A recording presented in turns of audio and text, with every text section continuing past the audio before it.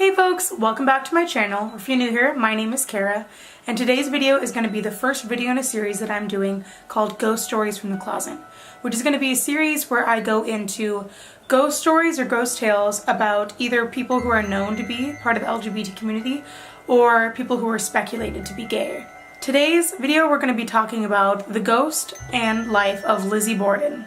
You might have seen her in the show, The Lizzie Borden Chronicles, which I believe came out a few years ago. It starred Christina Ricci, or the movie that was in 2018, which was just called Lizzie.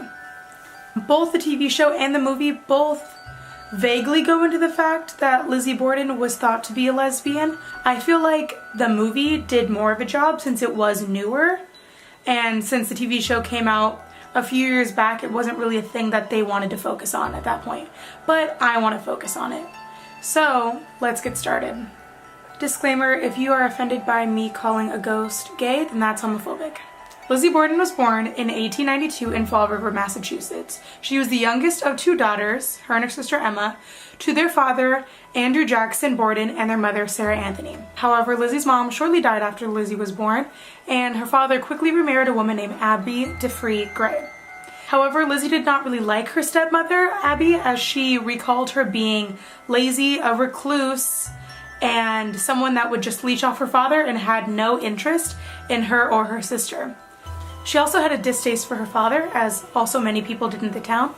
He was an undertaker, and people claimed that he was so frugal that he would go as far as trimming down the limbs of dead bodies just to fit into the casket for casket cost savings. He was also said to be a stern and rude man who also had no interest in either of his daughters' personal lives. A weird fact about Lizzie is that a lot of people in the town claimed that she had known painful periods where she would get overly emotional and frustrated and angry, and that everyone knew about this, including her father. So her father would give her an account of money that she would be able to dip into every time she had her period, just to kind of shoo her away so she can go deal with her period and him not have to deal with her while she's going through this time of the month, which I find to be quite telling in his relationship with Lizzie and probably both his daughters, as he just wanted to throw money at them for them to go deal with their lives and him not really have any part in it.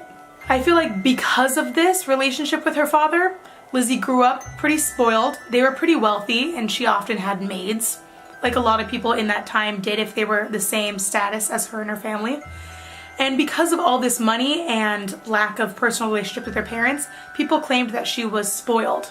They also claimed that she was polite to strangers, had manners, but was really awkward in social settings. And now with some background on Lizzie, let's get into what she is known and infamous for, which is the murders of her father and stepmother. Lizzie, on the day of the murders took place, claimed that she was out in the woods gathering what's called sinkers, which is something that's used in fishing, that she can use and later go fishing with her sister, who is currently out of town but would be coming home shortly. After she found said sinkers, she claimed to have gone back into her home and immediately saw the dead body of her father. She then exclaimed out to her maid, who was named Bridget Sullivan, who they called Maggie. Not sure why they called her Maggie, but exclaimed out to her, "Come down quick, father's dead, somebody killed him." Then her maid did come running down to where they saw her father's body laying on the living room sofa with axe wounds to his head and his coat bloodied and tucked behind his head, which was an obvious after the thought of the murder action. Then they went to the guest bedroom where they found her stepmother's body laying face down on the floor next to the bed with similar blows to her skull. It was later examined that her father had 11 axe wounds and then her stepmother had 14.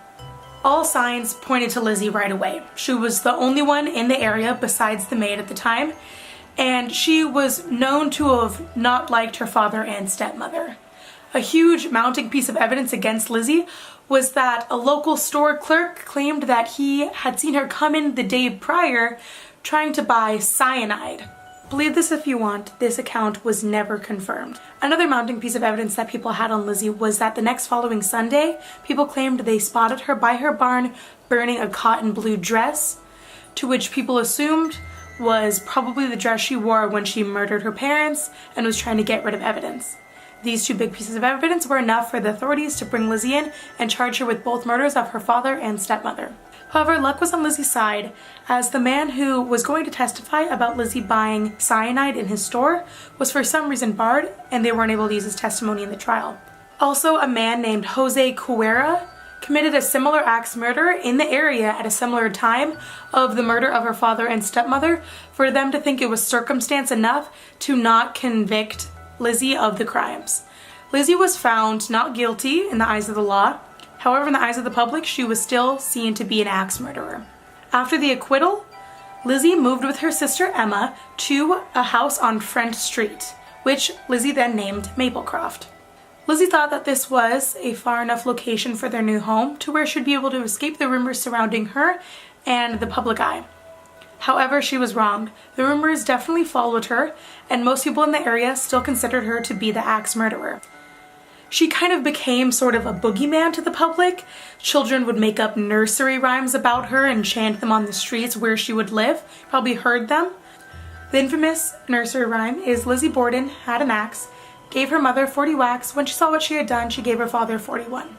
Obviously that number is exaggerated, but this was just a symbolism of how people viewed her at the time. However, this kind of did not get Lizzie down. She knew that the public thought of her this way, but she still continued to try to live her life the way she wanted, which followed her meeting an actress named Nance O'Neill. Nance O'Neill was an actress. She was married, but she was known to be a lesbian. When she had met her at a theater, they quickly got acquainted and developed a romantic relationship. This relationship was very public, which was interesting since it was the 1800s, and at that time most people were homophobic and definitely did not view this as something that was normal in their eyes. But it seemed that both of the women did not care. Lizzie Borden was said to be so romantic that she would throw parties for Nance after one of her performances. She would ride up in a carriage next to the theater and quickly whisk Nance away and go to Maplecroft to throw her parties and celebrate her and her accomplishments. She was said to often shower her with gifts and flowers, and was even said to be writing a play for Nance, which she obviously never produced. Their relationship was so public and intimate that everyone knew around town, and her sister especially did not approve. Her sister got so concerned she went to seek the advice from a local reverend, to which the reverend said that she should immediately leave the premises and never speak to her sister again. To which Emma took that advice, left the day after, and never spoke to her sister Lizzie again. A year later, Nance broke up with Lizzie. Lizzie was said to be so devastated and heartbroken that she fell into a great depression, finally realizing that she's alone now. She did not have her sister, to which she's had her whole life, and she didn't have, from our knowledge, the love of her life, Nance. She was still so in love with Nance, they said that she had a poem about Nance on her mantle. The poem being, "An old time's friend and twilight plays, and starry nights and sunny days come trooping up the misty ways when my fire burns low." Which is something that was definitely something Lizzie would do, as she was said to be quite romantic when it came to Nance. Lizzie often did not have many visitors and was said to be quite lonely. She later fell ill with pneumonia and died due to complications. Her funeral was scarce, as she did not have any living relatives, and most of the people in the public thought she was a brutal killer. And even her sister shortly died 9 days later from a fall in her new home. They were all buried together, including the murdered family members, in the same funeral plot. A quick fun fact about Lizzie is that while she was dying and knew she was going to die, she gave a lot of money to charity. The most was $30,000 that she left to an animal rescue in her local area, which I thought was very interesting and very gay, as the gays love animals. Now to the hauntings. It is said that the house where the murders took place, the original house, is haunted itself by the father and the stepmother.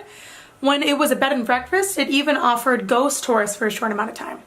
However, that's not the hauntings I want to talk about. The hauntings I want to discuss is of Lizzie Borden herself in her home called Maplecroft in French Street. People who have either lived there or stayed there claim to feel an undeniable presence of loneliness. It all kind of centers around her bedroom, which it says where she spent most of her days not leaving. People also claim they've seen her spirit sitting in the window of her bedroom looking out, which is something they said in life at the end she often did while she was waiting to see if anyone would come to visit her. The house itself had had a few investigations on hauntings.